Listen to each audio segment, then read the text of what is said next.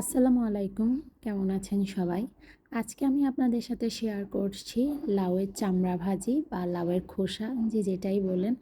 আমার বাড়ি থেকে মানে গ্রামের বাড়ি থেকে আমার ছোট মামা একটা লাউ পাঠিয়েছিল। আর লাউটা এত কচি ছিল যে মানে চামড়াটা আর ফেলতে ইচ্ছা করে নাই। কারণ এত কচি লাউয়ের চামড়াটা যদি একটু করে মানে পানি দিয়ে সিদ্ধ করে নিয়ে দেন ব্লেন্ডারে ব্লেন্ড করতে পারেন বা পাটায় বেটে নিতে পারেন।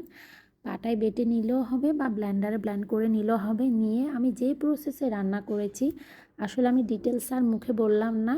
আমি এত সুন্দর করে ভিডিও করেছি যে আমি কোনটা কতটুকু কী পরিমাণে দিয়েছি আপনারা সব কিছুই দেখতে পারলেন। ঠিক এইভাবে যদি লাউয়ের চামড়াটা যদি ভেজে আপনারা খান, আমি বললাম আর কি, সেদিন আর অন্য কোনো কিছু খেতে ইচ্ছা করবে না। শুধু ইচ্ছা করবে যে এই লাউয়ের চামড়া ভাজি দিয়ে অনেকগুলা ভাত খেতে পারবেন। আর একবার খাওয়ার পর অবশ্যই আমাকে কমেন্ট বক্সে জানাবেন যে আপনাদের কাছে আমার শেয়ার করা রেসিপিটা কেমন লাগলো। আর অবশ্যই আমার চ্যানেলটিতে আপনারা সাবস্ক্রাইব করে যাবেন। আল্লাহ হাফেজ।